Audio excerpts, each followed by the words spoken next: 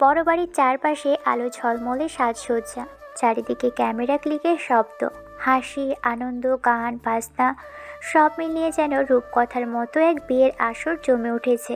অতিথিদের চোখ ধাঁধিয়ে দিয়েছে রাইসের বউ সাজ, লাল বেনারসিতে সে ঠিক যেন স্বপ্নের রাজকন্যার মতো। ও ঠোঁটের কোণে মিষ্টি এক হাসি লেগে আছে, কিন্তু রাইসার চোখে কোনো উচ্ছ্বাস নেই।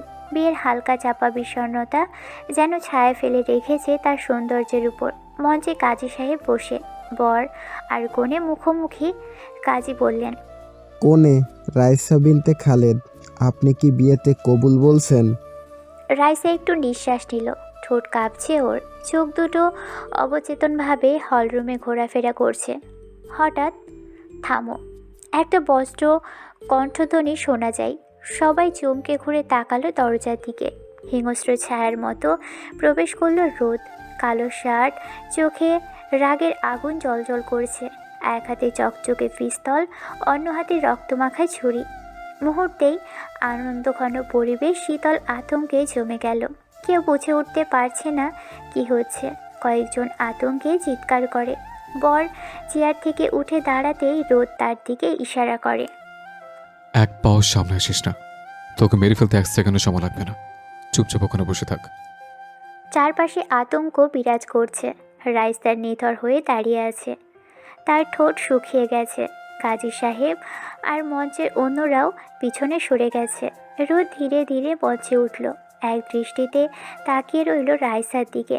তারপর গভীর একটা শ্বাস নিয়ে বলল, তোকে আজ রাজকন্যার মতো লাগছে রাইসা, খুব সুন্দর। কিন্তু আজ আমি তোকে কুৎসিত করে তুলব, যেমন তুই আমার জীবনের স্বপ্নগুলো ছেড়ে কুৎসিত করে তুলেছিস। তোর পাশে আমি নিজেকে চেয়েছিলাম, কিন্তু তুই। রাইসার ঠোঁট কাঁপল, সে বলল না কিছুই। রোদ হাসল, একটা বিকৃত অসুস্থ হাসি। সে হাসি থামিয়ে বলে, জানিস তোকে আমি কতটা ভালোবাসতাম। তোর জন্য নিজেকে বদলে ফেলেছিলাম। অবহেলা থেকে ছেলেটা নতুন করে বাঁচতে শিখেছিল, কিন্তু তুই ভেবেছিলে আমি গরিব, আমার কিছু নেই। তুই ভুল। যে কারণে আমার ভালোবাসাকে অবহেলা করেছিস, যে কারণে আমাকে ধোঁকা দিয়েছিস, সে জিনিসটার নাম ছিল টাকা। তুই ভেবেছিলি আমার কিছুই নেই, তুই আমাকে চিনতেই পারিস নি। তোর মতো মেয়ে আমার বাড়িতে কাজের লোক হিসেবে কাজ করে। শহরে তোর বাপের মতো এমন বাড়ি আছে আমার, কিন্তু তোর ভালোবাসার জন্য আমি তোর কাছে এসেছিলাম। তোকে দেখাতাম মায়ের অলংকার বিক্রি করে তোকে গিফট দিতাম, তোর হাসির জন্য নিজের কান্না গিলে ফেলতাম। তুই বলেছিলি আমার ছাড়া বাঁচবি না। আমি চেয়েছিলাম একটা ভালো মনের কোনো মানুষ। রোদের চোখে জল জমে, কিন্তু সেটা দুঃখের না, প্রতিশোধের আগুনে ঝলসানো যন্ত্রণার জল। সে আবার বলে, তারপর হঠাৎ একদিন বলে দিলে আমি তোর যোগ্য নই, তোর পরিবার আমাকে মানবে না, তাই তুইও মানবি না। এতদিনের ভালোবাসা এভাবে ফেলে দিলে। তুই বলেছিলি একদিন বড়লোক ঘরের বউ হবি। দেখ তুই আজ তাই হচ্ছিস, কিন্তু তুই আমাকে না চিনে অবহেলা করে ধোকা দিয়ে বিয়ে করেছিস। রোদ এক পা এগিয়ে এলো। রাইসা কেঁপে উঠল, পিছনে সরে যাওয়ার চেষ্টা করে, কিন্তু সিঁড়ির কিনারায় এসে আটকে গেল সে। তুই কি ভেবেছিলে আমি আসবো না, কিছু বলবো না? তুই আমার না হলে কারো হতে দেব না। চারপাশে হাহাকার, তবুও কেউই সাহস করে কাছে আসে না। নিরাপত্তা দেওয়ার লোকগুলো অসহায়ভাবে দাঁড়িয়ে। রোদের লোকেরা সবাইকে আটকে রেখেছে। রোদের চোখে এমন কিছু আছে যেটা সাহসীদেরও ভীত করে দেয়। রোদ, আমার ভুল হয়েছে, আমাকে মাফ করে দাও। মাফ? You are a fucking girl, I fuck you. শোন, তোকে মারতে আমার কষ্ট হচ্ছে রাইসা, কিন্তু ভালোবাসা যখন অপমানিত হয় তখন মানুষ পশু হয়ে যায়। আজ আমি পশু, আজ আমি জানোয়ার, আর তুই তুই আমার প্রথম শিকার। রাইসা কাঁপছে, সে বলল, রোদ, দয়া করে না, প্লিজ। ভুল বুঝেছো, আমি তোমাকে এখনো ভালো। ভুল? তোর ভালোবাসা? তুই তো নিজের ইচ্ছা বিয়ে করতে যাচ্ছিস।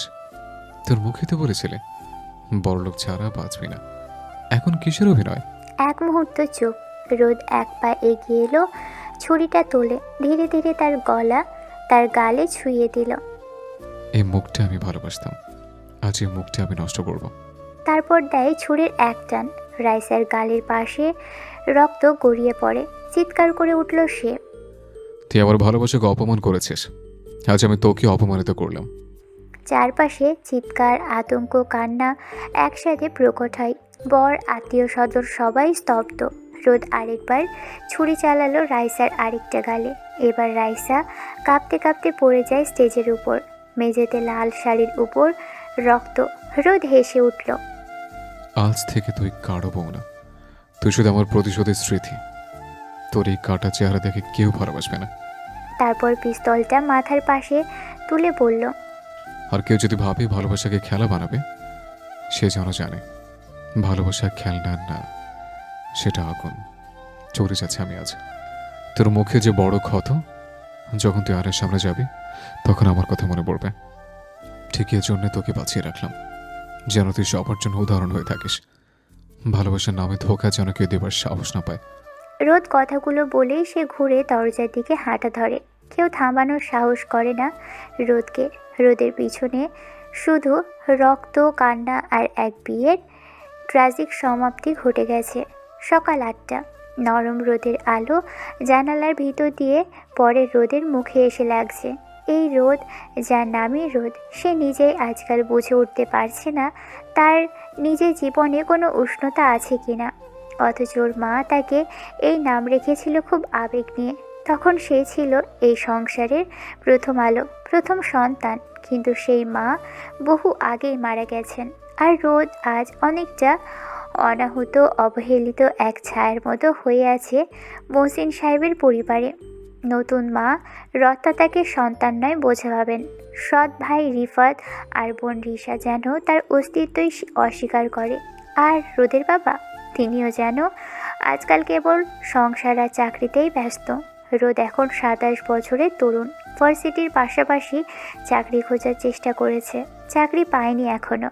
চেষ্টা করছে, কিন্তু সে জানে এই বাড়িতে তার ব্যর্থতাগুলো কেবল হাস্যকর আর অপমানের কারণ।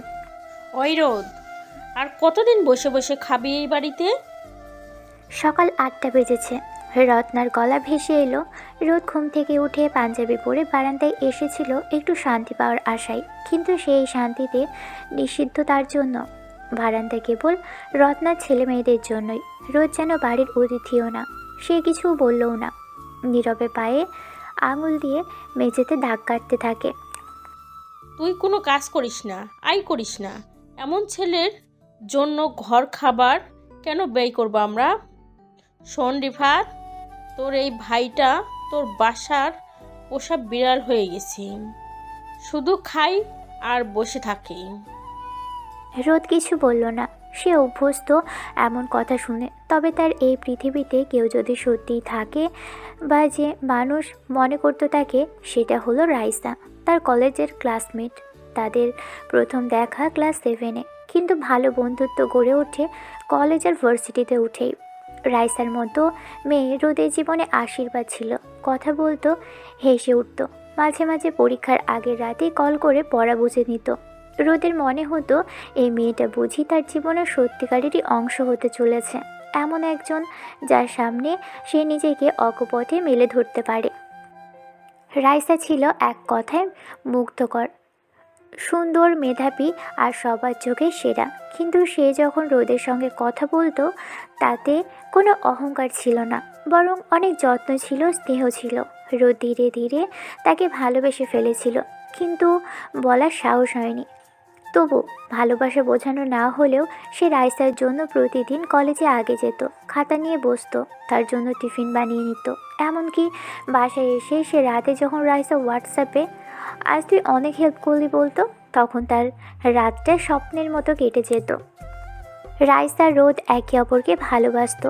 রোদ আজকে দ্রুত ভার্সিটিতে এসেছে। রাইসাকে খুঁজে বের করে রাইসার 2 দিন পর বার্থডে। সব বন্ধুরা নামি দামি গিফট দেওয়ার প্ল্যান করে। রাইসা আসে রোদের কাছে। কে রোদ, একা বসে আছিস কেন? পরশু তোর জন্মদিন, কিন্তু গিফট কি দেব বুঝতে পারছি না। আরে ধুর, এইসব কি দরকার? শোন, আমার বাবার বিজনেস পার্টনারের ছেলে আছে, নাম আকাশ, তোকে বলেছিলাম না? হ্যাঁ, সে কি তোকে ফোন করে বিরক্ত করে? না, তবে সে গিফট দিচ্ছে 1.5 লাখ টাকার কিছু। তুই ওর গিফট নিবি না, আমার ভাল লাগে না। এত বড় গিফট কেউ হাতছাড়া করে? ওটা নিবি না, আমি তোকে গিফট করব। আচ্ছা, তাই নাকি? হুম। রোদ চলে আসে সেখান থেকে। বাড়িতে এসে সোজা ওর বাবার কাছে যায়। সবাই বসে আছে সোফাতে। কি রোদ, কিছু বলবি? বাবা, আমার 2 লাখ টাকা লাগবে, দাও তো। কি 2 লাখ টাকা? এত টাকা কি পকেটে থাকে? চাইলেই আর দিব? হ্যাঁ, আর 2 লাখ টাকা তোকে কেন দিতে হবে? ফকিরের বাচ্চা, বাড়িতে বসে খাচ্ছিস আর ঘুমাচ্ছিস, তাতে হচ্ছে না? দেখুন, বাড়িটা আমারও, আমি আমার বাড়িতেই থাকি। দেখছো তোমার ওপরে কেমন করে কথা বলে? ওগো, তুমি থাকো তোমার ছেলেকে নিয়ে। রোদ বেয়াদবি করছিস কেন? করছি না, টাকা দাও। টাকা হবে না, চাইলেই টাকা পাওয়া যায় নাকি? আমি আমার বাবার সাথে কথা বলছি, কেউ মাঝখানে কথা বলবে না। কথা বলবো না কেন? সে আমার স্বামী।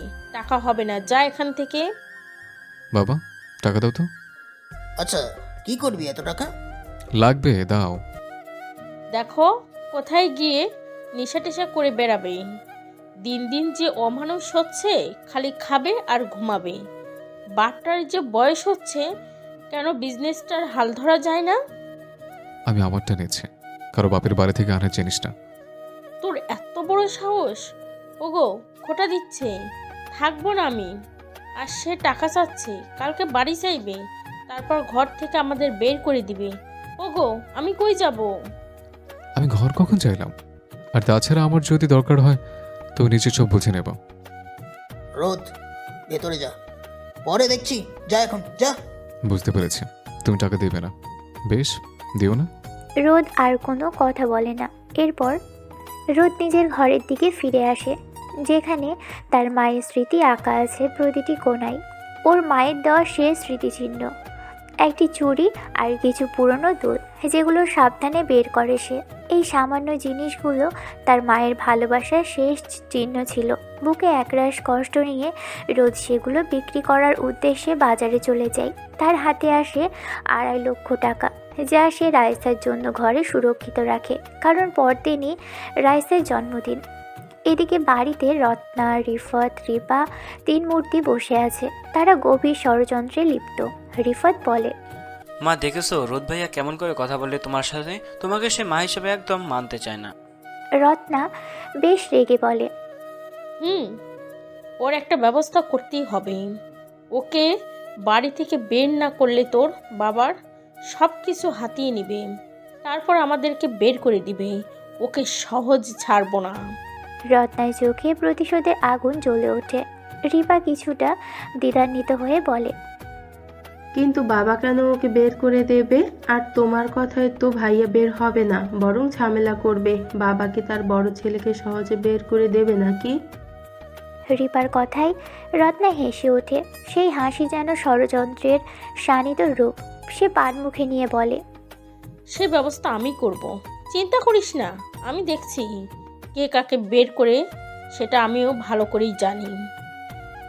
এরপর রত্না তার 2 সন্তানকে ফিসফিস করে তার পরবর্তী পদক্ষেপের কথা জানায়। তাদের হাসিতে চাপা পড়ে যায় রোদের প্রতি তাদের তীব্র ঈর্ষা।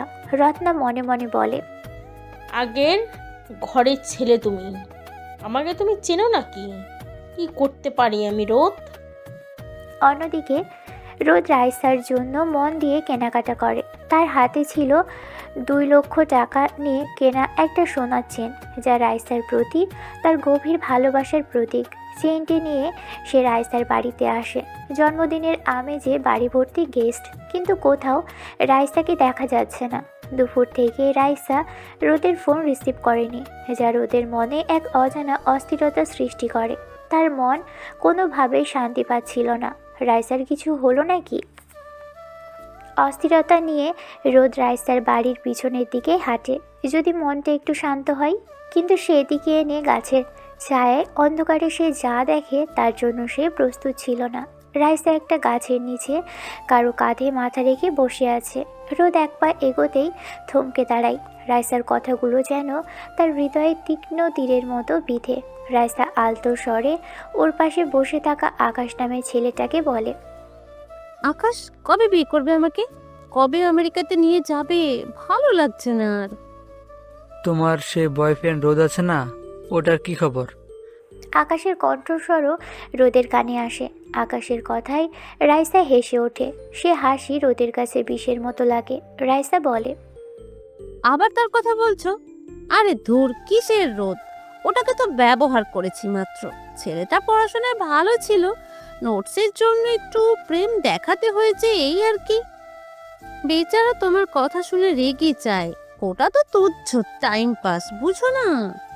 তাহলে কি তুমি ওকে ভালোবাসোনি? ধুর, কখনো না। কিসের ভালোবাসা বুঝি না আমি। কিন্তু ও তো তোমাকে ভালোবাসে। যতবার তোমার সামনে গেছি তোমাকে খুব কেয়ার করে বেচারা। তো ফকির নিয়ে একটা, ওর বাবার যা বিজনেস তাতে আমার বাবার কাছে কিচ্ছু না। তুমি 1.5 লাখ টাকা গিফট দিবা শুনে বেচারা কেঁদে ফেলেছিল। চলো সবাই চলে এসেছি, কেক কাটতে হবে। রাইসা আর আকাশ হো হো করে হেসে ওঠে। দুজনে কথা বলেই রাইসা আর আকাশ ঘোরার সাথে সাথেই দেখতে পায় রোদকে। রোদ ওদের পিছনেই দাঁড়িয়ে আছে। রোদকে সেখানে দেখবে রাইসা ভাবেইনি। সে অবাক হয়ে যায়। রাইসা আকাশের হাত ধরেছিল। রোদ সেদিকে স্থির দৃষ্টিতে তাকায়। এটি খেয়াল করেই রাইসা তাড়াতাড়ি আকাশের হাত ছেড়ে দেয়। তারপর আমতা আমতা করে রাইসা জিজ্ঞেস করে, তুমি কখন নিলে? ওই যে যখন আমাকে নিয়ে সুন্দর গল্প করছিলে তখন এসেছে। আসলে রোদ, বুঝেছি তো, কিন্তু ভালোবাসার নামে এমন নাটক না করলেও পারতে। বুঝিয়ে বলতে আমাকে। বন্ধুত্বের বাইরে বেশি কিছু ভাবতাম না। আসলে ছোট থাকতে মা মারা যায়, ভালোবাসার মতো কেউ ছিল না পাশে। তোমার আমার প্রতি ছোট ছোট কেয়ার করে ভালোবাসতে বাধ্য করে। যাই হোক, সময় আমারও আসবে, মনে রেখো। সেদিন তোমাকে সবটা ফেরত দেব। ভাবছ কষ্টে নেশা করে জীবন শেষ করব, বা তোমাকে মাফ করে দেব? এমন না, মাইন্ডেড। এরপর রোদ আর কিছু না বলেই সেখান থেকে দৌড়ে ফিরে আসে। তার ভিতরের সমস্ত বিশ্বাস ভেঙে চুরমার হয়ে যায়। রোদের প্যান্টের পকেটে তার মায়ের গহনা বিক্রি করে রাইসার জন্য কেনা চেনটা যেন ঝনঝন করে শব্দ করছে। রোদের কানে সেই শব্দ বিষের মতো লাগছে। রোদ বাড়ি ফিরে আসে। বাড়িতে এসে সোজা রুমে ঢুকে রোদ। সারা রাত সে রুমেই ছিল। বাইরের জগতের কোনো কিছুর প্রতি তার মনোযোগ নেই। শেষ রাতের দিকে সে বাইরে আসে। বাড়ির পিছনে গাছের নিচে তার মায়ের কবর। সেখানে কিছুক্ষণ বসে থাকে সে, যেন মায়ের কাছে নিজের ভাঙা হৃদয়ের কথা বলতে চাইছে। তারপর একরাশ কষ্ট আর প্রতিজ্ঞার আগুন নিয়ে আবারও ফিরে আসে নিজের ঘরে। এই অপমান আর বিশ্বাস ভঙ্গ সে সহজে ভুলবে না। সে দিনটির অপেক্ষায় থাকবে যেদিন রাইসার প্রতারণার মূল্য সে তাকে ফিরিয়ে দিতে পারবে। পরের দিন বাইরে বিকেল গড়িয়ে সন্ধ্যা নামছে। আলো ছায়ার খেলা চলছে জানালার পাশে। রোদ নিজের ঘরে একা বসে জানালার কাছে তার প্রিয় চেয়ারে বসে সে তার পুরনো ডায়েরিতে কিছু লিখছে। ডায়েরির পাতায় তখনও রাইসার দেওয়া গভীর ক্ষতগুলোর বিবরণ লেখা। তার হাতের কলম হঠাৎ থেমে যায়। নিচতলা থেকে আসা তীব্র চিৎকার তার মনোযোগ বিঘ্নিত হলো। তার সৎ মা রত্না চিল্লিয়ে কথা বলছে, আমার 2 লাখ টাকার দামের সোনার চেন চুরি হয়ে গেছে। কে নিল? বাড়িতে কখন চোর ঢুকলো? কেউ কিছু দেখেনি? আমার বাবার চেনটা দিয়েছিল, আমার সোনার চেন কোথায়? রত্না চিৎকার পুরো বাড়িতেই যেন কম্পন সৃষ্টি করছে। রোদ কান খাড়া করে শুনতে থাকে সেসব। চিৎকার বাড়ে, সে সঙ্গে বাড়ছে নিজে জমা হওয়া মানুষের ভিড়। রত্না একটানা উচ্চস্বরে অভিযোগ করে যাচ্ছে, চেনটা আমি আমার আলমারিতে রেখেছিলাম, কালকে সারাদিনই ছিল, এখন নেই। খুঁজে খুঁজে আমি অতিষ্ঠ হয়ে গেছি। তোমরা কেউ কিছু দেখোনি? ঠিক তখনই প্রধান দরজায় শব্দ হলো। মহসিন চৌধুরী অফিস থেকে ফিরেই এমন উত্তেজনা দেখে থমকে গেলেন। তিনি কিছুই বুঝতে না পেরে বলে, কি হয়েছে? এত হইচই কেন? রত্না, তুমি এমন করছো কেন? রত্না যেন সুযোগটি হাতছাড়া করে না। তিনি প্রায় কেঁদে ফেলার ভঙ্গিতেই বলে, আমার সর্বনাশ হয়ে গেল গো। আমার 2 লাখ টাকার চেন চুরি হয়ে গেছে। কেউ আমার ঘরে ঢুকে চুরি করেছে। এই বাড়িতে চোর ঢুকেছে। মহসিন বিস্ময় নিয়ে জিজ্ঞেস করে, বাড়িতে তো সবাই নিজেদের লোক, চুরি হবে মানে? এমন কথা বলছো কেন? ভালো করে খুঁজে দেখো, হয়তো অন্য কোথাও রেখেছো ভুলে। কাজের লোকেরাও তো পুরানো। রত্নার রাগে গলা চড়িয়ে বলে। আমি ভালো করেই জানি কোথায় রেখেছিলাম। আমার চোখের সামনে থেকে জিনিসটা গায়েব হয়ে গেল। আমি সব খুঁজেছি, কোথাও নেই। এর মানে তো পরিষ্কার কেউ চুরি করেছে। মহসিন এবার গম্ভীর হয়ে বলে। তাহলে কে নেবে? বাড়ির ভেতর থেকে চোর আসবে থেকে? সবাই চুপ। রোদু ততক্ষণে সিঁড়ি দিয়ে নিচে নেমে এসেছে। ঘরের কোনায় দাঁড়িয়ে সে পরিস্থিতি বোঝার চেষ্টা করছে। কয়েক মুহূর্তের জন্য এক অস্বস্তিকর নিশ্চুপতা চেপে আছে। রোদের মন অজানা আশঙ্কায় কেঁপে ওঠে। তার ভিতরে ষষ্ঠ ইন্দ্রিয় যেন কোনো বড় বিপদের পূর্বাভাস দিচ্ছে। ঠিক সেই মুহূর্তে রিফাত, রোদের সৎ ভাই, সামনে এগিয়ে আসে। তার চোখে চোখে চতুরতায় ঝিলিক দেয়। সে বলে, বাবা, আমি গত রাতে একটা জিনিস দেখেছিলাম। রোদ ভাইয়া গভীর রাতে রুম থেকে বের হয়েছিল, বেশ কিছু সময় পর আবার ফিরে আসে। আমি তখন কিছু বলিনি, ভাবলাম হয়তো বাথরুমে গেছে, কিন্তু এখন মনে হচ্ছে। তার কথাটা শেষ করার আগেই রত্না যেন সুযোগের অপেক্ষায় ছিল। তীব্র চিৎকার করে ওঠে সে। তার কণ্ঠস্বর নাটকীয়ভাবে আরও চড়া হয়ে ওঠে। তার মানে তুই চোর? তুই ছাড়া আর কে হতে পারে? তোর তো টাকার দরকার ছিল। তুই তো বেকার, তোর কোনো রোজগার নেই। তুই চেন চুরি করে বিক্রি করে দিবি ভেবেছিলি, তাই না? 2 লাখ টাকা চেয়েছিলি, পাসনি বলে আমার চেনটাই চুরি করলি? সি সি। রোদের চোখ কপালে ওঠে, যেন সে হতভম্ব হয়ে যায়। এই অপ্রত্যাশিত মিথ্যা অপবাদে সে যেন ঘোরের মধ্যে চলে যায়। নিজেকে সামলে নিয়ে সে শান্ত দৃঢ় কণ্ঠে বলে, এসব কি বলেন আপনি? মুখ সামনে কথা বলেন।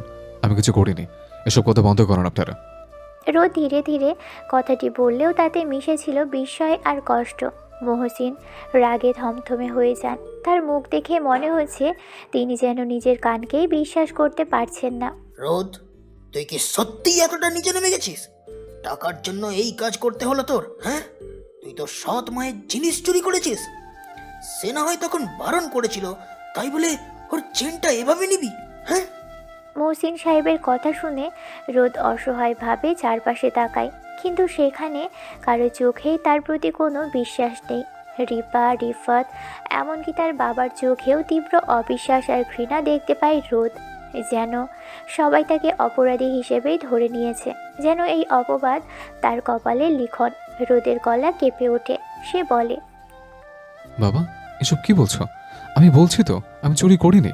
আপনারা কেন আমাকে বিশ্বাস করছেন না? আমি সব ষড়যন্ত্রের শিকার। উনি ইচ্ছা করে আমাকে দোষ দিচ্ছে। রত্না এবার আরও জোরে গলা চড়ায়। এই ছেলে আগে থেকেই সন্দেহজনক ছিল। মুখে মুখে বড় বড় কথা বলতো, কাজের বেলায় শূন্য। আজ তার প্রমাণ পাওয়া গেল। মহসিন, এই ছেলে আর এই বাড়িতে থাকবে না। আমার চেন না হয় না পাবো, তবুও আমি কোনো চোরের সঙ্গে এক ছাদের নিচে থাকবো না। চেন খুঁজে দেখো, ওর ঘরেই থাকবে, নয়তো এতক্ষণে বিক্রি করেছে। রত্নার কথায় মহসিনের ধৈর্যের বাঁধ ভেঙে যায়। তিনি রাগে অন্ধ হয়ে যান। রোদ, তুই তোর ঘরে চল। রোদ কিছু বলতে চায়, কিন্তু তিনি কাউকে কিছু বলার সুযোগ না দিয়ে দ্রুত রোদের ঘরে আসে। সবাই ওনার পিছু পিছু যায়। রত্না আর তার 2 সন্তান বিজয়ীর হাসি নিয়ে একে অপরের দিকে তাকায়। রোদের ঘরে এসে মহসিন বিছানায় বালিশ উঁচু করে, আর সেখানেই একটা চেইন দেখতে পায়। মহসিনের মাথায় যেন রক্ত উঠে গেছে। তার বড় ছেলে, যাকে তিনি খুব ভালোবাসতো, এমন একটা কাজ করবে। তিনি আজই ব্যাংক থেকে রোদের জন্য কিছু টাকা এনেছিল রোদকে দেবে বলে, কিন্তু রোদ তার আগেই এমন জঘন্য কাজ করবে তা তিনি কল্পনাও করেননি। রাগে যেন তার মাথা কাজ করা বন্ধ করে দেয়। মহসিন চেইনটা হাতে নিয়ে রোদের দিকে এগিয়ে এসে বলে, এটা কি রোদ? তোর ঘরে সোনার চেইন কোথা থেকে এলো? তুই কি এর জবাব দিবি? হ্যাঁ। বাবা, এটা আমি জানি না। মহসিন একটা চড় দেয় রোদের গালে। রত্না এগিয়ে এসে বলে, হ্যাঁ, এই তো আমার চেন। দেখছো মহসিন, তোমার ছেলের টাকার জন্য কতটা নিচে নামতে পারে। আমি আর থাকবো না এই বাড়িতে। রিফা চল, রিপা চল, আমরা বাড়ি ছেড়ে চলে যাব। কোনো চোরের সাথে থাকতে পারবো না আমি। আমি চুরি করিনি, মিথ্যা কেন বলছেন আপনারা? রোদ চিৎকার করে বলতে চাইলেও তার কণ্ঠস্বর রত্নার চিৎকারের নিচে চাপা পড়ে যায়। মহসিন আবারও এগিয়ে এসে রোদের গালের সপাটে আরেকটা চর বসিয়ে দেয়। রোদের মাথা ঘুরে যায়, সে গালে হাত দিয়ে দাঁড়িয়ে থাকে। গতকাল রাত থেকে সে কিছুই খায়নি, তার উপর এই অপবাদ আর শারীরিক আঘাতে রোদের দুর্বলতা যেন আরও বেড়ে যায়। মহসিন রোদের দিকে চেইনটা আর তার জন্য আনা টাকার ব্যাগটা ছুঁড়ে দিয়ে বলে, এই নে টাকার ব্যাগ, আর এই নে চেইন। তোর জন্য আমি টাকা এনেছিলাম, কিন্তু তোর স্বভাব পাল্টালো না। তুই আজই এই বাড়ি থেকে চলে যাবি। তোর উপর আমার কোনো বিশ্বাস নেই, কোনো রাগ নেই, কিচ্ছু নেই, সব শেষ। হাহ, তোর মতো জঘন্য ছেলে আমার চাই না। এক্ষুনি বের হ। তোর মায়ের যা আছে সব কিছু নিয়ে বের হবি। তোর মুখ যেন আমি কখনো না দেখি।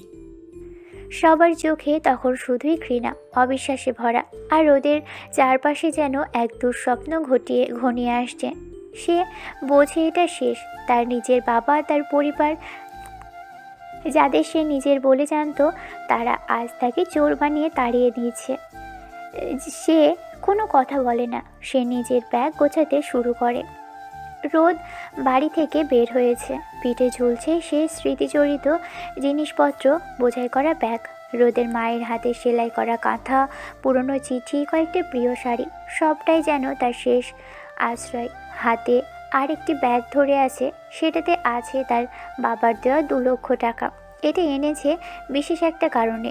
জীবনের এই কঠিন সময়ে এই দুটি ব্যাগই তার সঙ্গী। রোদ হাঁটছে, গুটি গুটি গুড়ি গুড়ি বৃষ্টি পড়ছে, যেন প্রকৃতিও তার কষ্টের শরিক।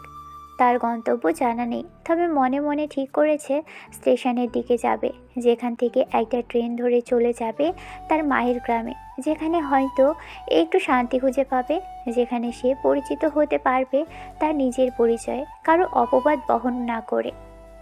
রোদ হাঁটতে হাঁটতে একসময় স্টেশনের ভিতরে প্রবেশ করে। হুট করেই ঝোড়ো বৃষ্টির কারণে বিদ্যুৎ চলে যায়। ঘন কালো মেঘে আকাশ ঢাকা, চারদিক অন্ধকার। কেবল মাঝে মাঝে বিদ্যুৎ চমকানোর শব্দ আর তার তীব্র আলো ঝলকে যেন পুরো পৃথিবী এক মুহূর্তের জন্যই আলোকিত হয়েছে। এই ক্ষণিকের আলোয় প্ল্যাটফর্মের বেঞ্চগুলো, রেল লাইন আর দূরের সিগন্যাল পোস্টগুলো নজরে আসে। রোজ চুপচাপ একটা বেঞ্চে এসে বসলো। স্টেশনের অভ্যন্তরে সন্ধ্যার আবছা আলো, যা বিদ্যুতের অভাবে আরও বেশি ম্লান। আকাশের ঘন কালো মেঘ আর বিদ্যুতের হঠাৎ ঝলকানিতে পরিবেশটা আরও থমথমে হয়ে গেছে। রোদ কিনারে এসে দাঁড়ায়। হালকা বৃষ্টির ফোঁটা এসে রোদের মুখে পড়ছে, কিন্তু সে যেন টের পাচ্ছে না। তার মন তখন দুঃখে ভারাক্রান্ত, শোক আর পূর্ণতায় ডুবন্ত। পরিবারের চাপ, মিথ্যা অপবাদ, ভালোবাসার মানুষের থেকে দূরে সরে যাওয়া, সব কিছু মিলিয়ে সে যেন এক কঠিন শূন্যতায় ভাসছে। আর সহ্য হচ্ছে না। রোদ নিজ মনে কথাটা বলে ওঠে, কোথায় যাবো আমি? কেন আমার সাথে এমন হলো? হঠাৎ দূর থেকে একটা ট্রেনের বিশাল আলোর ঝলকানি দেখা যায়, আর সাথে তীব্র শব্দ। ট্রেন আসছে। ঠিক সেই মুহূর্তে স্টেশনের বাইরে থেকে আসা একটা তীব্র চিৎকার কানে বাজে। রোদ চমকে ওঠে। সাথে সাথে একটা দৌড়ের শব্দ, পিছু ধাওয়া করার মতো আওয়াজ। একজন লোক বৃষ্টি ভেজা রাস্তায় দৌড়তে দৌড়তে হোঁচট খেয়ে রেল লাইনের উপরে পড়ে যায়। সামনে দ্রুতগামী ট্রেনটি তীব্র গর্জন করতে করতে এগিয়ে আসছে। হাতের সময় হয়তো মাত্র কয়েক সেকেন্ড। লোকটা রেল লাইনে পড়ে কাতরাচ্ছে, যন্ত্রণায় কুঁকড়ে যাচ্ছে লোকটা। চারপাশে কেউ নেই। স্টেশনের প্ল্যাটফর্মে যারা আছে তারা দূর থেকেই তাকিয়ে আছে, আতঙ্কে জমে গেছে, কিন্তু কেউ এগিয়ে আসছে না। সবাই যেন নিজেকেই বাঁচানোর এক অদৃশ্য প্রাচীর তুলে দিয়েছে। রোদের মনে কোনো দ্বিধা আসে না। মুহূর্তের মধ্যেই তার সমস্ত দুঃখ, অপবাদ, শূন্যতা যেন উধাও হয়ে যায়। কেবল এক তীব্র মানবিক তাড়না তাকে গ্রাস করে। সে দৌড়ে ছুটে যায়। বুক ফাটানোর শব্দে ট্রেন এগিয়ে আসছে। লোকটার পা থেকে রক্ত ঝরছে, আর সে নিস্তেজ হয়ে যাচ্ছে। এই লোকটাকে বাঁচাতে হবে। রোদ নিজের মনে প্রতিজ্ঞা করে। সে দৌড়ে গিয়ে লোকটাকে এক হ্যাচকা টান দিয়ে রেল লাইনের উপর থেকে সরিয়ে দেয়। পাশে থাকা গুড়ি পাথরের উপরে পড়ে যায় দুজন। রোদ হাঁপাচ্ছে। ট্রেনের তীব্র হুইসেল কানে তালা লাগিয়ে দিচ্ছে। কে আপনি? মরতে আসছেন কেন? রোদের প্রশ্নে লোকটা জবাব দেয় না, কেবল হাত উঁচু করে গম্ভীর চোখে তাকায় রোদের দিকে। রোদ খেয়াল করে লোকটার সারা গায়ে রক্ত, পা থেকে রক্ত বের হচ্ছে। আপনি ঠিক আছেন? এত রক্ত কেন? আপনাকে হাসপাতালে নিতে হবে। রোদ কথাটা বলেই কোনো কিছু না ভেবেই লোকটিকে কাঁধে তোলে, সমস্ত শক্তি দিয়ে তাকে টেনে প্ল্যাটফর্মের সুরক্ষিত জায়গায় নিয়ে আসে। ঝড়ে ঝাপটা এসে লাগে দুজনের গায়ে। ট্রেনের গতিতে একটা মুহূর্তের ভুলে মৃত্যু হতে পারত দুজনের, কিন্তু হয়নি। রোদের চোখে যেন মুহূর্তে এক নতুন আলো, জীবনের এক নতুন উপলব্ধির অনুভব করে। লোকটা শুয়ে শ্বাস নিচ্ছে ভারীভাবে, মুখটা ফ্যাকাশে হয়ে গেছে তার, কিন্তু চোখে তার বিস্ময় আর গভীর কৃতজ্ঞতা লেগে আছে রোদের প্রতি। তার পা গুলিবিদ্ধ, রক্তে ভিজে গেছে জামা কাপড়। লোকটা ধীর গলায় বলে, ভাই রে, তুমি আমার জীবন বাঁচালে, আমাকে একটু। দাঁড়ান, একটু চিটিয়ে নিই। আপনি অনেক ভারী, আর আপনি আস্তে কথা বলুন। আপনার অনেক রক্তক্ষরণ হচ্ছে। ভাই, আমার কোটের পকেটে গাড়ির চাবি আছে, আমাকে হাসপাতালে নিয়ে চলো প্লিজ ভাই। তোমায় অনেক টাকা দেব। গাড়ি স্টেশনের পাশেই রাখা, এটা চাপ দিলেই গাড়ি শব্দ করবে, বুঝতে পারবে গাড়ি কোনটা। রোদ আর দেরি করে না, লোকটার পকেটে হাত ঢুকিয়ে চাবি বের করে, তারপর নিজেই তাকে কাঁধে তুলে নেয়। চারজন তখনও কেবল দূর থেকেই তাকিয়ে আছে, কেউ এগিয়ে আসে না, কেউ সামান্য সাহায্যের হাতও বাড়ায় না। রোদের মনে হঠাৎ এক তীক্ষ্ণ উপলব্ধি হয়, এমন একটা সমাজ যেখানে সবাই নিজেকে নিয়ে ব্যস্ত, অন্য কারোর জন্য এগিয়ে আসে না, সবাই শুধু দর্শক। গাড়ির দিকে রোজ ধীরে ধীরে এগোতে থাকে, শরীরের সমস্ত শক্তি খরচ হচ্ছে, কিন্তু সে থামে না। লোকটার দেহ ভারী, তবুও কোনো অভিযোগ নেই, কোনো ক্লান্তি নেই। গাড়ির চাবি টিপতেই হালকা পিপ শব্দ শোনা যায়। রোদ সেদিকেই এগিয়ে যায়, গাড়ির দরজা খুলে লোকটাকে সাবধানে বসায়, তারপর নিজের ড্রাইভিং সিটে বসে ইগনিশন ঘোরায়। গাড়ির হুইসেল বেঁচে ওঠে। সে আগে তার বাবার গাড়ি চালিয়েছে, তবে খুব অল্পভাবে। পিছনে বসে থাকা লোকটা কষ্টে কষ্টে বলে, ভাই, তুমি অনেক বড় উপকার করলে আমার নাম বিজয়, মনে রাখবে আমি তোমার কাছে ঋণী। তুমি না থাকলে আমার আজ কি যে হতো। রোদ কোনো উত্তর দেয় না, শুধু ক্লান্ত চোখে সামনের রাস্তা দেখে। গাড়ির গতির সাথে যেন তার ভিতরের কষ্টগুলো, তার শূন্যতাগুলো ছুটে চলেছে। এক নতুন উদ্দেশ্য, এক নতুন জীবনের আহ্বান যেন তাকে টেনে নিয়ে যাচ্ছে। কোথায় নামবো? শহরের মাঝখানে সিটি হসপিটাল। ভাই, একটু জোরে চালাও, রক্ত অনেক বেরিয়ে যাচ্ছে। রোদ গতি বাড়িয়ে দেয়। হাসপাতালের সামনে এসে থামতেই রোদ চিৎকার করে ডক্টর আর স্টাফদের ডাকতে থাকে। তারা আসলেই রোদ বলে, তাড়াতাড়ি, এই লোকটা গুলিবিদ্ধ হয়েছে। একজন লোকটাকে দেখেই চিৎকার করে ওঠে, আরে এটা তো বিজয় ভাই, তাড়াতাড়ি ভিতরে নাও বিজয় ভাই। করিডোরে একজন স্টাফের এই চিৎকারের পরই হাসপাতালের পরিবেশ যেন বদলে যায়। এতক্ষণে যে ডক্টর নার্সরা কেবল রোগীর চিকিৎসা নিয়ে ব্যস্ত ছিলেন, তারা মুহূর্তেই কেমন আতঙ্কিত ও শ্রদ্ধাশীল আচরণ করতে শুরু করে। তড়িঘড়ি করে স্ট্রেচার নিয়ে ছোটাছুটি শুরু হলেও সবার চোখে মুখে চাপা ভয়। এই লোকটা যে সাধারণ কেউ নন তা বুঝতে রোদের আর এক মুহূর্ত দেরি হয়নি। ঠিক তখনই একজন ডক্টর আতঙ্কিত স্বরে বলে ওঠে, গুলি লেগেছে, এটা তো পুলিশ কেস স্যার, আমাদের আগে পুলিশের জানাতে হবে, এটা নিয়ম। নার্সের কথা শেষ হতে না হতেই বিজয় দুর্বল কণ্ঠে কিছু বলতে চাইল, কিন্তু যন্ত্রণায় তার মুখ দিয়ে কোনো শব্দ বের হলো না। তার তখনই রোদ এমন একটা কাজ করে বসলো যা সেখানে উপস্থিত সবাইকে হতবাক করে দেয়। রোদ করিডোরের এক কোণে রাখা সরঞ্জাম রাখার একটা ট্রলি থেকে ধারালো একটা সার্জিক্যাল কাঁচি তুলে নেয়। সে দ্রুত পায়ে ডক্টরের সামনে গিয়ে দাঁড়ায়, কাঁচির ফলাটা তার হাতে গুজে দিয়ে রোদ বলে, এটা তো আঘাতের কত, তাই না? তো চিকিৎসা শুরু করার আগে পরিষেতুক রিপোর্ট নিয়ে আয়, তারপর দেখবো তোর শরীরটা কতক্ষণ সুস্থ থাকে। আগে জীবন বাঁচুক, তারপর নিয়ম। রোদের এই অপ্রত্যাশিত হিংস্র আত্মবিশ্বাসী পদক্ষেপ দেখে বিজয় যেন যন্ত্রণার মধ্যেও সামান্য হাসে। তাই চোখে বিস্ময় আর সেই মুহূর্তে রোদের প্রতি এক গভীর ভরসা জন্মালো। কেউ সাহস দেখায়নি, কিন্তু এই অচেনা ছেলেটি পুলিশের ভয় পর্যন্ত উপেক্ষা করে তার জীবন বাঁচালো। বিজয়কে তড়িঘড়ি করে স্ট্রেচারে করে ভিতরে নিয়ে যাওয়া হয়। এরপর একজন নার্স রোদের কাছে এসে শান্তভাবে নাম জিজ্ঞেস করে, আপনার নাম কি? রোদ। সে আমাকে বলেছিল হাসপাতালে নিয়ে আসতে। ওনার অবস্থা খুবই খারাপ। এ পজিটিভ রক্ত লাগবে। ব্লাড ব্যাংকে পর্যাপ্ত নেই। আমার আছে।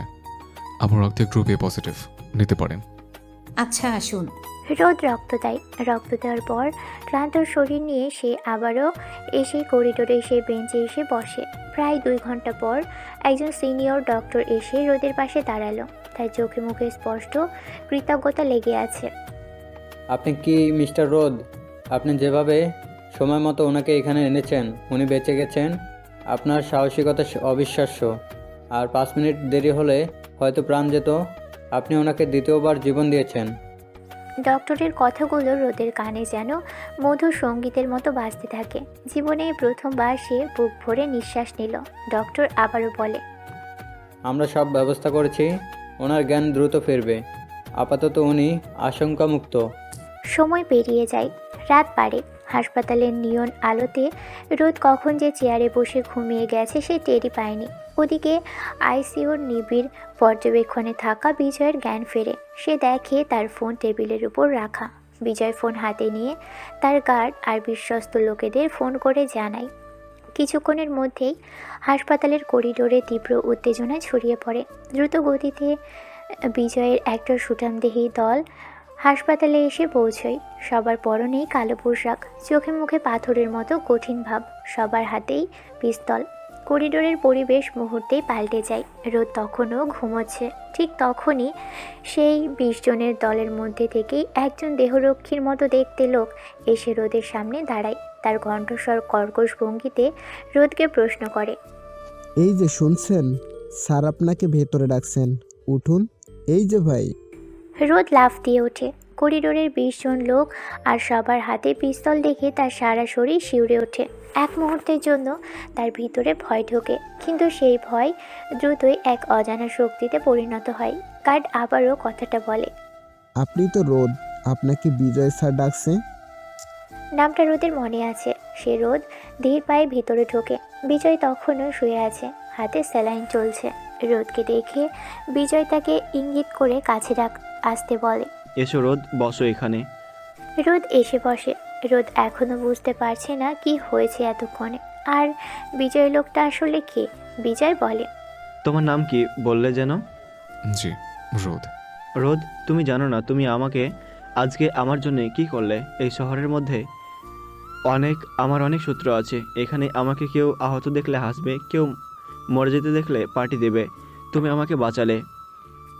তুমি এখন থেকে আমার ভাই, রক্তের চেয়েও বেশি। শুনেছি তুমি রক্তও দিয়েছো আমাকে। রোদ কিছুক্ষণ চুপ করে থাকে। এত বড় একজন লোক যার চারপাশে এত ক্ষমতা, তিনি তাকে ভাই বলছে। রোদ জিজ্ঞেস করে, আপনি কে? আমি বুঝতে পারছি না। বিজয় হালকা হাসে। তার হাসিটা ফ্যাকাশে, কিন্তু তাতে এক ধরনের রাজকীয় ঔদ্ধত্য লুকিয়ে আছে। আমি কে? এই শহরের ভিতরে আরেকটা শহর আছে রোদ, যেখানে পুলিশের আইন চলে না, চলে ক্ষমতা আর অর্থ। আমি সেই জগতের একজন, মানে আন্ডারওয়ার্ল্ড মাফিয়া। আমার নাম বিজয়, অর্ণব জুবাইয়ের বিজয়। আর তুমি? বিজয় থামে। রোদের চোখের দিকে সরাসরি তাকায় সে। আর তুমি চাইলেই হতে পারো সেই রাজ্যের রাজা। আমি তোমাকে তৈরি করব। কে তুমি? বাড়ি কোথায় তোমার? রোদের বুকটা কেঁপে ওঠে। সে দ্রুত বলে, কেউ নেই আমার, বাড়িও নেই, পরিচয় দেওয়ার মতো কিছুই নেই, শুধু নামটাই আছে রোদ। সেটা আমার মায়ের দেয়া। তাহলে থাকবে আমার সাথে আমার সাম্রাজ্যে? রোদের চোখে যেন আগুনের এক ঝলক লেগে যায়। জীবনে প্রথম কেউ তাকে ক্ষমতার হাতছানি দেখাচ্ছে। বিজয় আবার বলে, তুমি রাজি থাকলে আমি তোমাকে এমন একটা জায়গায় নিয়ে যাব যেখানে সবাই তোমাকে সম্মান করবে, ভয় পাবে। আর তোমার মতো ছেলেই পারে আমাকে ঠিকভাবে বুঝতে, আমাকে সেভ করতে। তোমার চোখে দেখেছি আমি হিংস্রতা রোদ। তুমি আমাকে আমার শূন্যতা পূরণ করতে পারবে। আমার কিছু হলে তুমি হবে সেই সিংহাসনের একমাত্র উত্তরাধিকারী। রোদ ধীরে মাথা নেড়ে তার সম্মতি জানায়। তার চোখে এখন আর কোনো ভয় নেই, আছে কেবল এক নতুন জীবনের প্রতিজ্ঞা। সে শান্ত কণ্ঠে বলে, আমি রাজি, আমি আপনার সঙ্গেই থাকবো।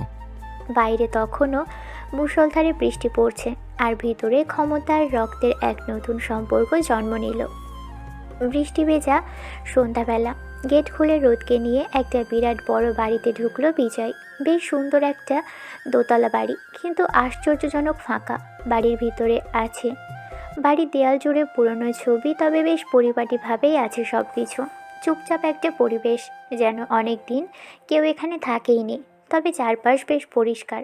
বিজয় বলল, আমার বাড়ি এটা, আজকে থেকে তুমি এখানেই থাকবে রোদ। এই বাড়িটা এখন তোমারও। রোদ কিছুটা বিস্মিত হয়।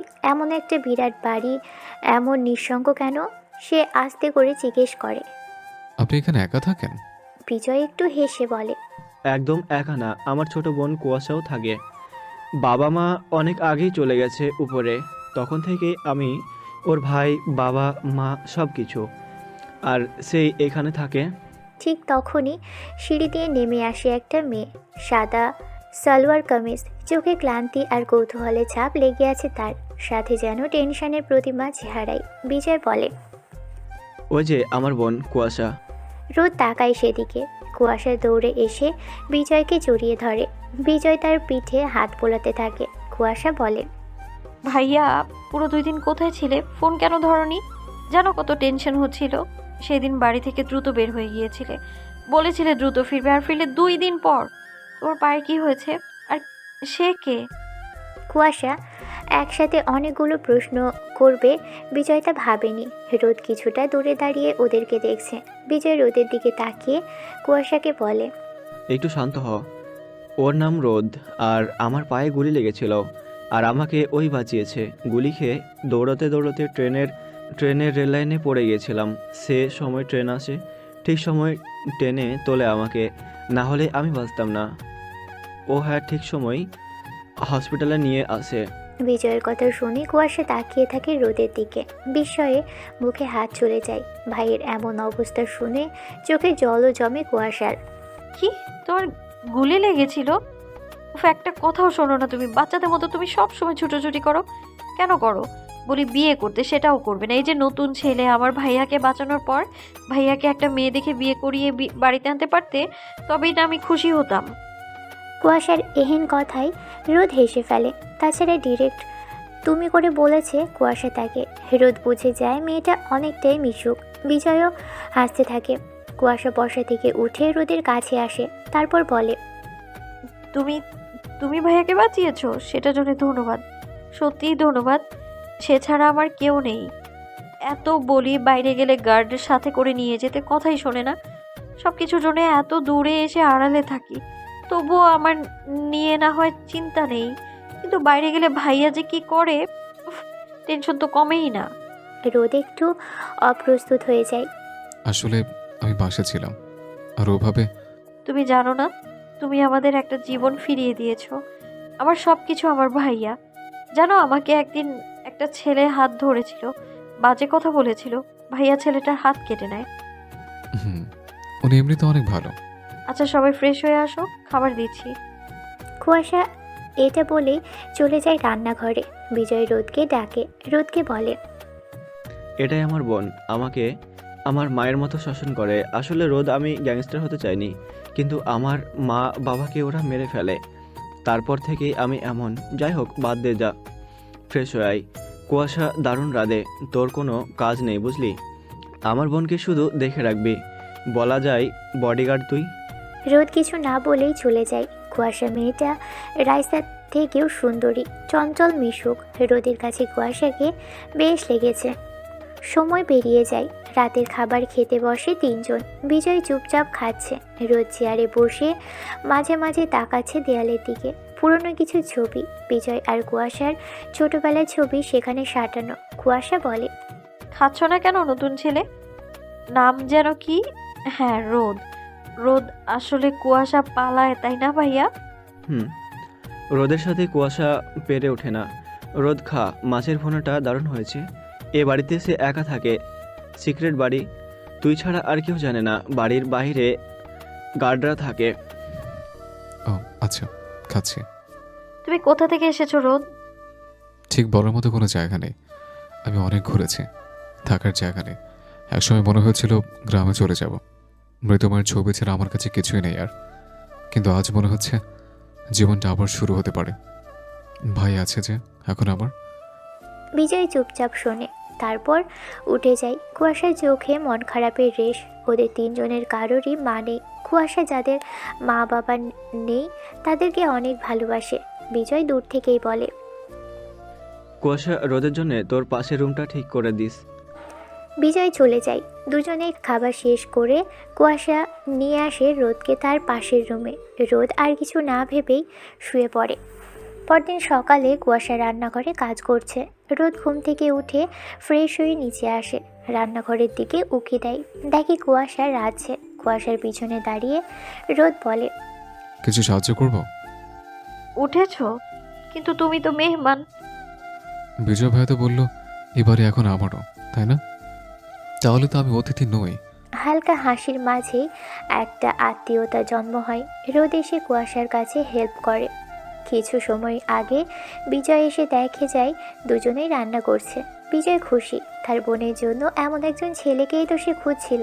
রান্না শেষ করে ওরা আসে। সকালে সূর্য যেন রোদ দিচ্ছে অনেক। হালকা বাতাসে পর্দা দুলছে।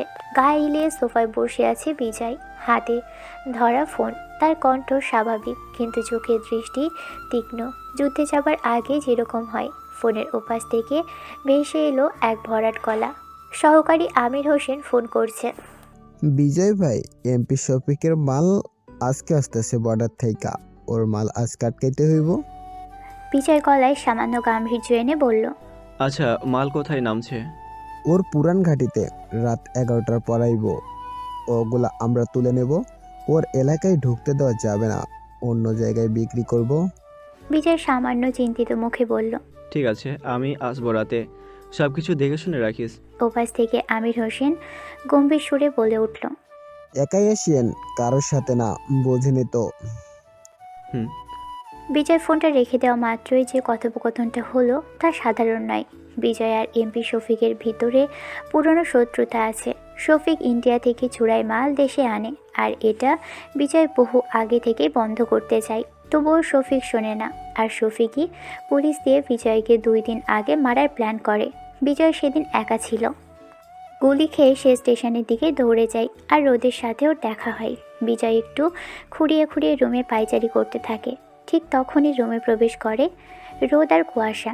কুয়াশা একগালে হাসি দিয়ে বলল, ভাইয়া, আজকে সারাদিন কোথাও বের হওনি, এখন হঠাৎ প্রস্তুতি নিচ্ছ কোথাও যাওয়ার? বিজয় একটু চমকে উঠে মুখ ঘুরিয়ে নেয়। তুই বুঝলি কিভাবে? আর হ্যাঁ, একটা কাজ আছে, যেতে হবে আজকে রাত্রে। রোদের চোখ শুরু হয়ে আসে। সে চুপচাপ বসে পড়ে পাশে। কুয়াশা পাশ ঘেঁষে দাঁড়িয়ে বলে, কাজ মানে? তুমি আজকে বাড়িতেই থাকবে? রোদ বলো সে নাকি খিচুড়ি রাতে পারে, আমরা আড্ডা দেবো আর খিচুড়ি খাবো। না রে, তাহলে রাতে আমরা একসাথে মজা করব সবাই। রাতেও কাজ আছে। রাতের বেলা কাজ করতে হয় এখন? বিজয় চুপ থাকে, কিছু বলার প্রয়োজন বোধ করে না, কিন্তু কুয়াশা থামে না। তুমি সব সময়ই এমন, কোথাও যাবে কাউকে বলবে না, নিজের মতো করে বেরিয়ে পড়ো। আমি জানি তুমি যা করো সেটা সাধারণ কাজ না, কিন্তু তবুও কি টেনশন হয় না আমার? বিজয় কুয়াশার মাথায় হাত বুলিয়ে নরম গলায় বলে, এই কাজটা এমন যেটা নিয়ে কথা বলা যায় না, খুব জরুরি। চিন্তা করিস না রে, চলে আসবো সময় মতো। কুয়াশা এবার একটু করা হয়। নিজেকে তার ভাইয়ের থেকে ছাড়িয়ে রাগী মেজাজে বলে, তুমি চাইলে কিছুই বলা যায় না, কিন্তু এখন থেকে কিছু শর্ত আছে ভাইয়া। তুমি রোদকে নিয়ে সাথে যাবে, যেহেতু সে তোমায় বাঁচিয়েছে, সে তোমার সাথেই থাকবে, ব্যাস। আরে ধুর গাদি, চিন্তা করিস কেন? বাড়িতে তুই একা থাকিস। আর কি বলছি তুই জানিস, এটা খেলার কাজ না কুয়াশা। রোদ নতুন, এসবে তাকে এখন নয় পরে নিয়ে যাব। এটা বিপজ্জনক। রোদ আমার দায়িত্বে আছে, তাকে এমন জায়গায় নিয়ে যেতে পারি না। সে আমার জীবন বাঁচিয়েছে। তোর জন্য টেনশন হবে ভেবেই রোদকে এখানে এনেছি, যেন তোকে রেখে যেতে পারি আমি। আমার কিছু হবে না। রোদ চুপ করে থাকে, কিছুই বলে না। 2 ভাই বোনের সাথে নিয়ে সে আলোচনায় রোদ তা খুব মনোযোগ দিয়েই শুনছে। তবে কুয়াশা এবার রোদের হাত ধরে। রোদ লাফ দিয়ে ওঠে, কুয়াশার সাথে সাথেই বলে, ভাইয়া, এই ছেলেটাই তোমার জন্য বিপদে এগিয়ে গেছে। জানো সে কতটা সাহসী? তুমি তাকে যতই আড়ালে রাখো, ও নিজেই একদিন সামনে চলে আসবে। তাছাড়া আমি জানি রোদের থেকে ভালো সঙ্গী তুমি আর খুঁজে পাবে না। নিয়ে যাও বলছি।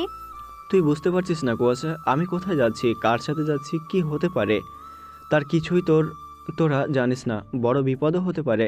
আমি না হয় সামলে নেব। আর তাছাড়া সব আমার পরিচিত, এত ভাবতে হবে না। কুয়াশা কিছু সময় চুপ থাকে, এবার একটু চোখে জল নিয়ে বলে, আমি জানি শুধু একটাই জিনিস, তুমি প্রতিবার একা যাও। আমি প্রতিবার অপেক্ষা করি, যদি একদিন তুমি না ফেরো। তুমি নিজেই তো বলেছো রোদ এখন আমাদের পরিবারের অংশ, তাহলে তাকে নিয়ে যাও। তুমি যদি বিপদে পড়ো, রোদ পাশে থাকবে। আমি চাই না তুমি একা যাও। আমি চাই আপনি আমাকে বিশ্বাস করুন ভাইয়া। আমি সব কিছু পারবো এমন না, কিন্তু আপনার পাশে দাঁড়াতে পারি, সেটা চাই। বিজয় তাকিয়ে থাকে রোদের দিকে। রোদের চোখ যেন বিশালে আক্ষেপ, কিন্তু সেই চোখে আছে এক ধরনের নিশ্চয়তা। বিজয় চোখ বন্ধ করে দীর্ঘ নিঃশ্বাস ফেলে। কুয়াশার চোখে রোদের মুখে, দুটি মুখই যেন তাকে আটকাতে চাইছে, অথচ একই সঙ্গে সাহস যোগাচ্ছে সামনে এগোতে। কিছুক্ষণ পর বিজয় হালকা মাথা নাড়ে। ঠিক আছে, রোদ যাবে, তবে আমার কথা মানতেই হবে। রোদ, হুটহাট কিছু করা যাবে না। আমি না বলা অবধি চুপ থাকবি। রোদের মুখে ধরা পড়ে এক চিলতে হাসি। কুয়াশা বিজয়ের কাঁধে মাথা রেখে বলে, ভাইয়া, এবার বাড়ি ফিরে এসো দুজনেই। আমি অপেক্ষা করব তোমার পছন্দের খাবার রান্না করে। আর মিস্টার রোদ, প্রথমবার কুয়াশা রোদের জন্য অপেক্ষা করবে। বিজয় কোনো কথা বলে না, চোখে এক ঝলক আবেগ নিয়ে মুখে কঠোরতা ভাব আনার চেষ্টা করে। কারণ সে জানে সামনে যা আছে তা শুধু রাত নয়, তা এক বিস্ফোরক অন্ধকারও। আর রোদ, সে আর চোখে দেখছে কুয়াশাকে। কি চঞ্চল মেয়েটা, যেন ফাঁকা বাড়িটা তার চঞ্চলতায় পূর্ণ হয়ে আছে। মধ্যরাতে চাঁদহীন আকাশে তারার আলো যেন নিভে গেছে। শুধু এক শীতল রহস্যময় অন্ধকার যেন চারপাশে গ্রাস করে আছে। বাতাসে ভিজে যাওয়া পাতা আর স্যাঁতসেঁতে মাটির এক গাঢ় গন্ধ ভেসে বেড়াচ্ছে, যা এই গভীর রাতেও নিস্তব্ধতাকে আরও রহস্যময় করে তুলছে। দূরে কোথাও থেকে ভেসে আসছে এক প্যাঁচার বিষণ্ণ ডাক, যেন সেও এই অস্বাভাবিক নীরবতার সাক্ষী আজ। রাতটা যেন এক পুরো কালো চাদরে মোড়ানো, যেখানে সামান্যতম শব্দও যত বেশি প্রকট হয়ে উঠতে ব্যস্ত। গাড়ির হেডলাইট জঙ্গলের আঁকাবাঁকা রাস্তার উপর তীব্র আলোর রেখা কেটে চলেছে। সেই আলো বনের গাঢ় সবুজ দেয়ালে লাগছে আর মুহূর্তেই গিলে নিচ্ছে চারপাশের ভয়ালো অন্ধকার। শুকনো পাতার গন্ধে ভরপুর বাতাস, মাঝে মাঝে কুয়াশার আস্তর যেন হাত বাড়াতেই ধরা যাবে। এই জঙ্গল যেন এক নীরব শ্বাসরুদ্ধকর প্রেক্ষাপট তৈরি করে রেখেছে আজকের রাতের ঘটনার জন্য। বিজয় স্টিয়ারিং ধরে বসে আছে সামনের সিটে, পাশের সিটে রোদ। বিজয়ের চোখে যেন ইস্পাত কঠিন দৃঢ়তা, এক দুর্বার প্রতিশোধের আগুন জ্বলছে ভিতরে। কিন্তু তার এই অবিচল চেহারার গভীরে কোথাও একটা অদৃশ্য চাপা অস্বস্তি চেপে বসেছে। সে জানে আজকে রাতটা অত্যন্ত ঝুঁকিপূর্ণ। পিছনের সিটে রাখা আছে এক কালো ব্যাগ, যার ভিতরে আছে একটা ভারী বন্দুক, অতিরিক্ত ম্যাগাজিন আর ছোট একটা ধারালো ছুরি আছে। ব্যাগটি সামনে আসতেই সাথে যেন মিশে গেছে। তবুও বিজয়ের চোখে এর ওজন অনেক ভারী, কারণ এর ভিতরটা শুধু অস্ত্র নয়, কিছু ভয়ঙ্কর সিদ্ধান্ত আর এক কঠিন প্রতিকার প্রতীকও লুকিয়ে আছে। পাশের সিটে রোদ বসে আছে চুপচাপ। কুয়াশার জোড়াজুড়িতে সে এসেছে। অদ্ভুত হলেও সত্য যে 3 ঘন্টা জার্নিতে কেউ কোনো কথা বলেনি, তবে রোদের চোখে মুখে বিজয়ের প্রতি এক অবিচল আনুগত্যের ছাপ লেগে আছে, যেন সে বিজয়ের জন্য যে কোনো মুহূর্তে প্রাণ দিতে প্রস্তুত। আজকে বিজয়ের চোখে কিছু একটা আছে, এক গভীর ছায়া, যা রোদ একদম বুঝতে পারছে না। গাড়ির গতি ধীরে ধীরে কমে এলো, অবশেষে থামলো বড় জঙ্গলের পাশে রাস্তার ধারে। সামনে থেকে জঙ্গলের ভিতরে কুয়াশা ঢাকা এক পুরনো জীর্ণ ছাউনির বাড়ি দেখা যাচ্ছে, যেন অন্ধকারেই মিশে থাকতে চাইছে সে। বিজয় দরজা খুলতে যেতেই রোদও নামতে চাইল, কিন্তু বিজয়ের কঠোর কণ্ঠ তাকে থামিয়ে দিয়ে বলে, রোদ, তোর নামার দরকার নেই ভাই, তুই এখানেই থাক। গাড়ির ভিতর থেকে নামবি না, চুপচাপ বসে থাক, আমি যাচ্ছি। কেন ভাই, আপনার সাথে যাই? না, বসে থাক, যা লাগবে আমি একাই সামলাবো, তোর আসার দরকার নেই। তাছাড়া অনেক কিছু ঘটতে পারে। নামবি না গাড়ি থেকে, চোখ বন্ধ করে। রোদ আর কোনো কথা বলে না। বিজয়ের কণ্ঠে আর কোনো প্রশ্নের সুযোগ নেই। আদেশটা চূড়ান্ত। বিজয় গাড়ি থেকে নামে, গাড়ির দরজা আস্তে করে বন্ধ করে সে হাঁটা দিল জঙ্গলের দিকে। বুলেট শব্দে শুকনো পাতার মচমচে আওয়াজ উঠতে শুরু করে। এই শব্দটাই যেন এই জঙ্গলের একমাত্র সঙ্গী। শাওনির বাড়ির সামনে দাঁড়িয়ে আছে আমির হোসেন, গায়ে কালো জ্যাকেট, হাতে জ্বলন্ত সিগারেটও ধরা। সিগারেটের ধোঁয়া ঠান্ডা বাতাসে দ্রুত মিশিয়ে যাচ্ছে। তার চোখে এক চাপা উত্তেজনা। বিজয়কে দেখে এগিয়ে এলো সে। ভাই, সব রেডি। এমপির মাল এই পথে আসবে। 1 মিনিট এদিক ওদিক হবে না। আমাদের কত লোক আছে এখানে? বিজয় নরম স্বরে জিজ্ঞাসা করে। তার কণ্ঠে কোনো আবেগ নেই, শুধু কাজের প্রতি মনোযোগ। আমির বলে, 12-13 জন আছে ভাই, ভয় নাই। লোকজন আমরা সঠিক পজিশনে রেখেছি। এই মাল এ রাস্তা দিয়ে ঢুকলেই আমরা অ্যাটাক করব। 1 সেকেন্ডও দেরি হবে না। আজ এমপির সব লোকদের মেরে মাল নিয়ে চলে যাব, কেউ বাঁচবে না, সব হিসেব শেষ করব আজ। আমির হালকা হাসি দিল, কিন্তু সেই হাসির গভীরে কোনো ক্ষণিকের এক তীক্ষ্ণ ঝিলিক খেলে যায়, যেটা বিজয় খেয়াল করে না। আমির পুরনো বিশ্বস্ত লোক, কত কঠিন সময় একসাথে পার করেছে তারা। এই একটা লোকের উপর বিজয়ের মনে কখনো বিন্দু মাত্র সন্দেহ জাগেনি। বিশ্বস্ত লোক আমির। বিজয় সর্বদা এমনই ভেবে এসেছে। আমির তাকে ভিতরে নিয়ে গেল। সাহনের ভিতরে 4-5 জন সশস্ত্র লোক। টেবিলের উপর ছড়িয়ে আছে মানচিত্র। ঘরের কোণে কালো ব্যাগে রাখা আছে, তবুও আছে বন্দুক। বিজয় তার হাতের বন্দুকটি লোড করে নেয়। ধীরে ধীরে ম্যাগাজিন চেক করে। তার প্রতিটি নড়াচড়ায় এক প্রশিক্ষিত পেশাদারিত্বের ছাপ। সে সবার দিকে তাকিয়ে বলে, আজ রাতটা হবে শেষ রাত। যদি আমরা ঠিক মতো মেশিন চালাই, ওরা বাঁচবে না। এমপি অনেক বেড়েছে, ওর এবার সময় হয়েছে ঘুমিয়ে পড়ার। আমার ছেলেদের গুম করেছিল সে, এবার ওর কোটি টাকার মাল শেষ করব। ওর মেরুদণ্ড ভেঙে দিতে হবে। চিন্তা নেই ভাই, এমপি জানে না ও কার সাথে লাগছে। আপনি শুধু নির্দেশ দেবেন। বাইরের শীতল বাতাসে শুকনো পাতার মৃদু শব্দ শোনা যাচ্ছে। সবাই পজিশনে চলে গেল। কেউ গাছের আড়ালে, কেউ মাটির ঢিপির পিছনে। দূরে হাইওয়ের দিকে থেকে ক্ষীণভাবে ভেসে আসছে গাড়ির শব্দ। বিজয় আমিরকে কাছে টেনে ফিসফিস করে বলল, যত দ্রুত কাজ শেষ হবে তত ভালো। আমাদের সময় কম। মাল ছিনতাই করে ভোর হওয়ার আগে আমাদের এখান থেকে অনেক দূরে থাকতে হবে। হ্যাঁ ভাই, সব ঠিকঠাক আছে, আপনি শুধু অপেক্ষা করুন। আমির মাথা নেড়ে সম্মতি দিল, কিন্তু সেই মাথা নাড়ানোর ভিতরেই লুকিয়ে আছে অন্য হিসেব। মাল ভর্তি গাড়ির শব্দ ধীরে ধীরে আরও কাছে এলো। বিজয়ের হৃদস্পন্দন যেন সেই গাড়ির শব্দের সাথে তাল মেলাচ্ছে। বিজয় বন্দুক তুলে নিশানা করার প্রস্তুতি নেয়। সমস্ত মনোযোগ তার লক্ষ্যে নিবদ্ধ। হঠাৎ পিছন থেকে ভারী এক স্টিকের বাড়ি পড়ল বিজয়ের মাথায়। টং করে শব্দ হয়। তীব্র ব্যথায় বিজয় উল্টে মাটিতে পড়ে। তার ঘোর কাটতে না কাটতেই মাথায় বন্দুকের ঠান্ডা নল ঠেকানো হলো। চারদিক থেকে সশস্ত্র লোক এসে ঘিরে ফেলল তাকে। এই লোকগুলো আমিরের সঙ্গে ছিল না, এরা এমপির লোক, আর তাদের নেতৃত্ব দিয়েছে আমির হোসেন। আমিরই বিজয়ের মাথায় নল ঠেকিয়ে এবং সেই রড দিয়ে মাথায় বাড়ি দিয়েছে। বিজয়ের মাথা ফেটে পিছন দিক থেকে টপ টপ করে রক্ত ঝরছে। কাপা স্বরে বলল, আমির, এটা কি হচ্ছে? কি করলি তুই? বিজয়ের কণ্ঠে বিস্ময়, অবিশ্বাস আর গভীর রাগ সব মিলেমিশে একাকার হয়ে গেছে। আমির ধীরে ধীরে এগিয়ে এলো। ঠোঁটে তার এক বিভৎস হাসি ফুটে ওঠে। সে হেসে ওঠে। দুঃখিত ভাই, টাকার গন্ধ খুব তীব্র জিনিস। এমপি সাহেবের অফার ফিরিয়ে দেওয়া যায় না।